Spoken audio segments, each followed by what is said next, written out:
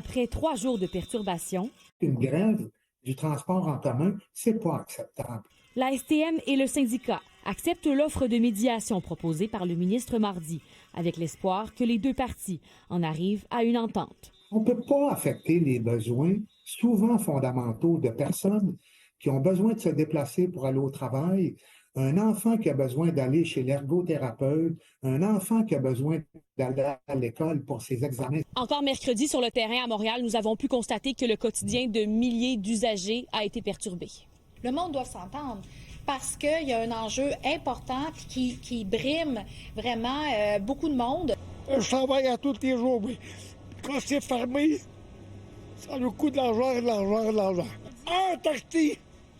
Quand je suis sortie, il n'y avait plus d'autobus. Je devais me rendre à mon rendez-vous à l'hôpital et j'ai pris un taxi qui m'a coûté tellement cher. Je vais attendre qu'ils ouvrent parce que moi, je ne vais pas payer 45 $ encore pour retourner là. J'ai l'impression qu'on vraiment...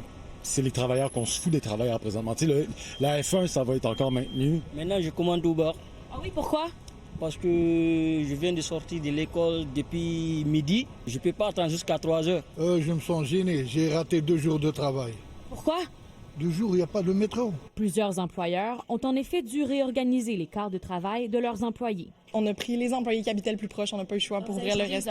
On n'a pas eu le choix de s'adapter. Ouais. J'ai des employés qui ont pris des Uber, qui ont pédalé, on a tout fait. Là. Les employés arrivent en retard, puis quand les employés terminent leur quart de travail, ils n'ont pas de transport pour se rendre à la maison. Je pense que ce qui se passe actuellement justifie une loi comme celle qu'on a adoptée visant à considérer davantage les besoins de la population en cas de grève ou de lock-out. Québec a récemment fait adopter sa loi pour limiter les impacts des grèves et des lock-outs qui va permettre au tribunal du travail d'intervenir si un conflit s'éternise. Une loi qui ne pourra être utilisée avant décembre prochain. Dès le moment qu'on va utiliser la loi pour la première fois, on va voir justement si oui ou non elle a assez de mordant. Car plusieurs autres villes pourraient subir les contre-coups de grève de leur société de transport dans les prochaines semaines. C'est sûr qu'on le voit ce qui se passe à Montréal, on l'a déjà vu à Québec. Il n'y a personne qui gagne.